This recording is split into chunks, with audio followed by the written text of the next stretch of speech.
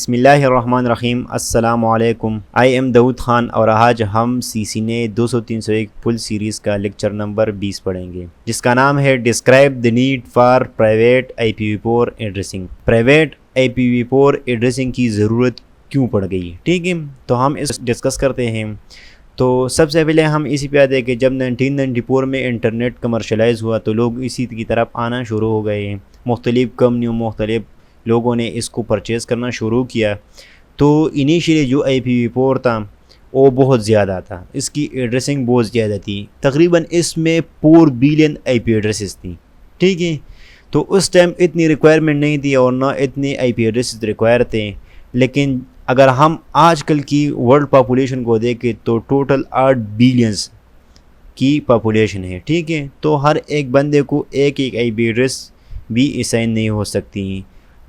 लेकिन आजकल तो एक एक बंदे के पास स्मार्टफोन है, लैपटॉप है, इस तरह मुख्तलिफ़ किस्म के प्रिंटर, IP फ़ोन, मुख्तलिफ़ किस्म के डिवाइसेस होते हैं और इसको एक बंदे को एक से ज़्यादा IP एड्रेसेस रिक्वायर होती है, ठीक है। लेकिन चले खैर, एक ही बंदे को एक ही IP एड्रेसेस भी IPv4 में अभी नहीं मिल सकती। लेकिन और इस 4 बिलियन IP एड्रेस से भी मुख्तलिफ़ तरीक़ों से कम हो गई, क्योंकि हमने क्लास ABC क्लासिफिकेशन की ये यूनिकास्ट है, ये इस्तेमाल होती थी। इस तरह जो D था वो मल्टीकास्ट था और O यूनिकास्ट डेटा कम्युनिकेशन के लिए यूज़ नहीं होती थी। इस तरह जो E था वो स्पेशल पर्पस के लिए इस्तेमाल होती थी। तो इस तरह क्लास A में जो टोटल नेटवर्क्स हैं ये 126 है, ठीक है। और एक एक नेटवर्क में 1,67,77,214 इतने होस्ट कनेक्ट हो सकते हैं। इस तरह क्लास B में टोटल 16,384 नेटवर्क्स बनते हैं और हर एक नेटवर्क में इतने 65,534 होस्ट कनेक्ट हो सकते थे, ठीक है। इस तरह टोटल क्लास C जो नेटवर्क थे 20,97,152 नेटवर्क्स होते हैं क्लास C में, और इस एक एक में कितने होस्ट 254 होस्ट कनेक्ट हो सकते हैं, ठीक है। जो इनिशियली बहुत ज़्यादा था लेकिन आजकल ये कम पड़ गई है, ठीक है। साइंसदान बैठ गए, उन्होंने ये सोचा कि क्यों न एक नया वर्जन बनाए। लेकिन नया वर्जन बनाने में मुख्तलिफ़ किस्म की वक्त और इसके लिए मुख्तलिफ़ किस्म की टेक्नोलॉजी रिक्वायर होती हैं, जो इतनी जल्दी इसकी इस्टेब्लिशमेंट या इसका बनाना नए वर्जन का ये पॉसिबल नहीं था। तो उन्होंने सोचा कि क्यों ना हम इस करंट वर्जन को एक्सटेंड करें, इसको टाल मटोल के साथ इसको इस्तेमाल करें। जब तक हम नया वर्जन बनाए उसी टाइम तक हम ये पुराना वर्जन इस्तेमाल करें। तो इसके लिए मुख्तलिफ़ किस्म की टेक्निक आ गए। प्राइवेट IP एड्रेसिंग जो सबसे बहुत अच्छा टेक्निक था, 1918 इसका रिप्सी नंबर है। इसके बाद नेट पेट और मुख्तलिफ़ किस्म के और टेक्निक आ गई। लेकिन हम ये डिस्कस करेंगे कि प्राइवेट IP एड्रेसिंग की ज़रूरत क्यों पड़ गई, ठीक है। इसके बाद हम IPv5 और 6 पे जाएंगे, ठीक है।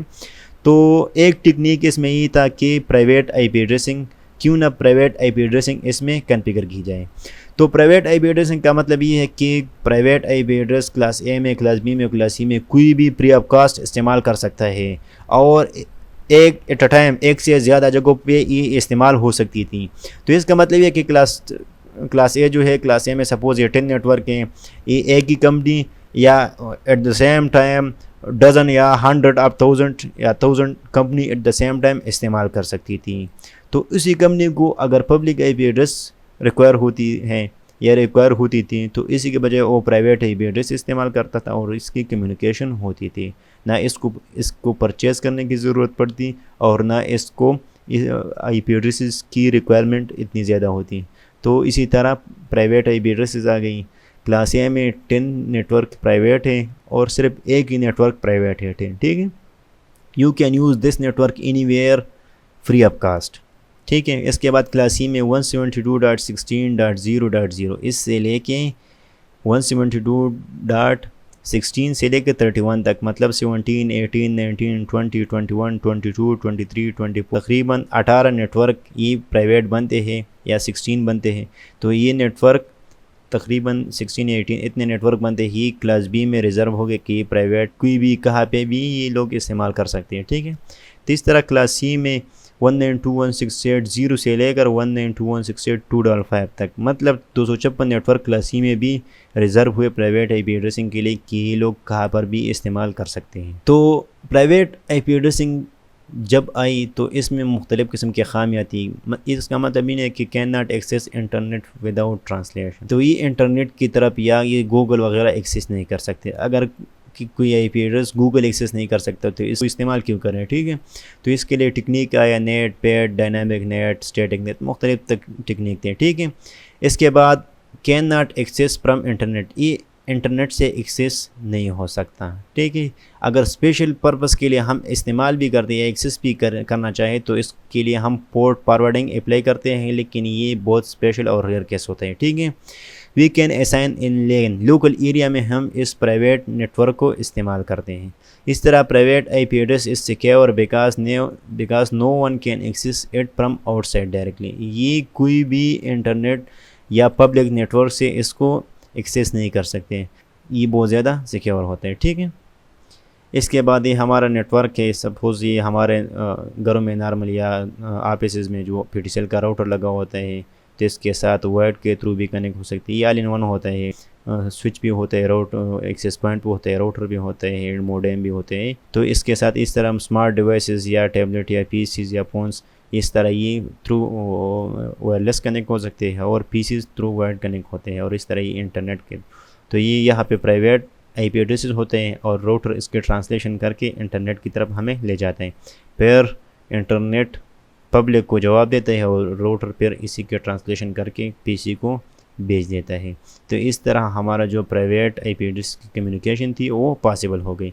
तो चलिए हमने इस पर एक प्रैक्टिकल लैब पैकेट ट्रेसर पे करना है, तो चलिए पैकेट ट्रेसर ओपन करते हैं। तो चलिए सबसे पहले हम नेटवर्क डिवाइस पे क्लिक करते हैं, ठीक है। इसके बाद हम कंट्रोल प्रेस करके 2 राउटर ले लेते हैं, ठीक है। तो मैं एस्केप प्रेस कर लेता हूँ, ठीक है। इसके बाद और चलिए इसके बाद मैंने R5 को इसका नाम चेंज करना है, ISP इसका नाम रख दिया, ठीक है। और इसका नाम मैंने होम गेटवे रख दिया, ठीक है। तो इसके बाद मैं कनेक्शन पे क्लिक करता हूँ और क्रॉसओवर केबल गिग 0/0/0 के साथ कनेक्ट कर लेता हूँ, ठीक है। तो एक राउटर हमारा ISP हो गया और एक हमारा होम गेटवे हो गया। इसके बाद मैं नेटवर्क डिवाइसेस स्विचेस पे क्लिक करता हूँ और एक स्विच ले लेता हूँ, ठीक है। और स्विच के साथ में चलिए 3 PCs लेता हूँ, तो PC3, PC4 और PC5।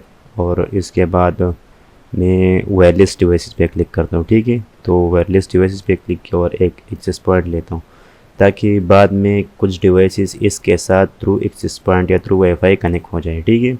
और मैं चलिए 2 लैपटॉप लेता हूँ और इसके साथ वायरलेस टैबलेट भी लेता हूँ और एक स्मार्ट डिवाइस लेता हूँ, ठीक है, ताकि मैं इन सारों डिवाइसेस से फिर गूगल को पिंग कर सकूँ या इसकी कनेक्टिविटी चेक कर सकूँ। इसके बाद चलिए मैं ऑटोमेटिक केबल लेता हूँ और एक्सेस पॉइंट को स्विच और स्विच को राउटर के साथ कनेक्ट कर लेता हूँ। इस तरह सारे PCs को स्विच के साथ कनेक्ट करता हूँ। और जो लैपटॉप PC है तो ये थ्रू वाईफाई कनेक्ट होंगे, लेकिन अभी इसमें इथरनेट एडाप्टर है। तो सबसे पहले मैं इसको पावर ऑफ कर लेता हूँ, इथरनेट एडाप्टर हटा के वायरलेस एडाप्टर लगा लेता हूँ और पावर ऑन करता हूँ। तो इस तरह ये कनेक्ट हो जाएगा। इस तरह लैपटॉप 11 को भी इस तरह पहले पावर ऑफ कर लेता हूँ, इथरनेट एडाप्टर ड्रॉप करके इसमें वायरलेस एडाप्टर लगा लेता हूँ, ठीक है। तो मैंने वायरलेस एडाप्टर लगा लिया, फिर पावर ऑन कर लिया और इस तरह लैपटॉप 11 भी कनेक्ट हो जाएगा, ठीक है। तो मैंने यहाँ पे प्राइवेट नेटवर्क 10.0.0.0 ये साइन करना है और गेटवे को मैंने 10.0.0.1/8 ये साइन करना है। और मैं राउटर पे ही भी कॉन्फ़िगर कर लेता हूँ कि 10.0.0.1 से लेकर 10.0.0.10 तक ये एक्सक्लूड हो, ये किसी को असाइन ना हो, ठीक है, ताकि इसमें कुछ IP एड्रेस में स्पेशल पर्पस के लिए इस्तेमाल कर सकूँ, ठीक है। तो इसमें एक हम गेटवे में इस्तेमाल करते हैं, बाकी नन कहीं और पे इस्तेमाल करना चाहे तो कर सकते हैं। इसके बाद मैंने वैन की तरफ 12.1.1.1/13 ये आप लोगों को पता है कि किस तरह आते हैं। अगर पता नहीं है तो इससे पहले वीडियो लेक्चर आप लोगों ने ज़रूर देखने हैं, ठीक है। और ISP को 12.1.1.2 इस तरह मैं ISP राउटर पे कुछ लूपबैक एड्रेसेस कॉन्फ़िगर कर लूँगा ताकि बाद में इसको मैं पिंग कर सकूँ या इसकी कनेक्टिविटी चेक कर सकूँ। गूगल का 8.8.8.8 और 8.8.4.4 ये 2 IP एड्रेसेस हैं। इस तरह फेसबुक का ये IP एड्रेसेस ये कॉन्फ़िगर करता हूँ और इस एक और भी कनेक्ट कर लेता हूँ, कॉन्फ़िगर कर लेता हूँ। ठीक है, तो ये फेसबुक का IP एड्रेस हो गया। और इसके बाद चले सिस्को नहीं नेटकैट का, इससे हमने बहुत कुछ सीखे। तो इसका IP एड्रेस कॉन्फ़िगर कर लेता हूँ ताकि बाद में इसको मैं वेरीफाई कर सकूँ, इसकी कनेक्टिविटी चेक कर सकूँ। ठीक है, तो इसका IP एड्रेस मैं लिख लेता हूँ और फिर इसके बाद मैं ISP राउटर पे इसको कॉन्फ़िगर कर लेता हूँ। तो मैंने इस पर क्लिक किया, इसका कमांड लाइन इंटरफेस लिया। ठीक है, कंसोल लिया इसका, तो यहाँ पे मैंने नो टाइप किया और इसके बाद इनेबल कॉन्फ़िगर टर्मिनल और होस्ट नेम इसका चले ISP रखता हूँ। ठीक है, इंटरफेस gig0/0/0 ये इस इंटरफेस को मैंने IP एड्रेस असाइन कर दिया। तो मैं इसको पब्लिक IP एड्रेस 12.1.1.2 और 255.255.255.252 ये ऑलरेडी आप लोगों को पता है। अगर पता नहीं है तो इससे पहले जो 3 वीडियोज़ आप लोगों ने वो देख लेनी है। ठीक है, इसके बाद मैं एग्जिट टाइप करता हूँ और लूपबैक जो मैंने IP एड्रेस नीचे लिखे इन सारों को कॉन्फ़िगर कर लेता हूँ। तो 8.8.8.8/32 के साथ ये कॉन्फ़िगर किया। इसके बाद लूपबैक 1 कॉन्फ़िगर कर देता हूँ और नो शटडाउन जो है ये ऑप्शनल है। ठीक है, अगर आप लोग लिखो टाइप करो या ना टाइप करो तो कोई मसला नहीं। इसके बाद 8.8.4.4 ये सेकेंडरी IP एड्रेस है और इसको B/32 के साथ कॉन्फ़िगर किया। इसके बाद लूपबैक 2 और इसको IP एड्रेस जो फेसबुक वाला है 176.13.69.63 ये IP एड्रेस और इसको /32 के साथ तो 255.255.255. इसके बाद चले नेटकैट ये तो बहुत ज़्यादा हो गया लेकिन चले फिर भी इसको भी नो शट डाउन किया और IP एड्रेस मैंने 72.163.6.223 ये IP एड्रेस कॉन्फ़िगर किया और मैंने गेट सबनेट मास्क 255 और 255 ये कॉन्फ़िगर करना है। तो इस पे जो बेसिक कॉन्फ़िगरेशन थे वो हमारा कंप्लीट हो गया। इसको मैंने सेव किया और एग्जिट किया। ठीक है, तो इस साइड पे हमने बेसिक कॉन्फ़िगरेशन किए। इसको हम क्लाउड में चले कन्वर्ट करते हैं और अभी इस तरह दिखाई दे रहा है जैसे कि इंटरनेट क्लस्टर है। ठीक है, इसके बाद मैं होम गेटवे पे क्लिक करता हूँ, इसका कमांड लाइन इंटरफेस लेता हूँ और नो यहाँ पे टाइप करता हूँ। ठीक है, इनेबल कॉन्फ़िगर टर्मिनल और इंटरफेस gig0/0/0। ठीक है, इसको नो शट डाउन किया और इसको IP एड्रेस मैंने वही 12.1.1.1 255.255.252/30 के साथ इसको IP एड्रेस असाइन करता हूँ। फिर लेन की तरफ हमारा gig0/0/1 है और IP एड्रेस मैंने 10.0.0.1 255.0.0.0/8 के साथ कॉन्फ़िगर करता हूँ। ठीक है, क्योंकि ये क्लासें हैं। तो इसके बाद मैंने IP राउट गूगल की तरफ IP राउट कॉन्फ़िगर करना है। तो डिफ़ॉल्ट राउट IP राउट 0.0.0.0.0 और 12.1.1.2 क्लस्टर की तरफ मैंने इसको डिफ़ॉल्ट राउट कॉन्फ़िगर किया।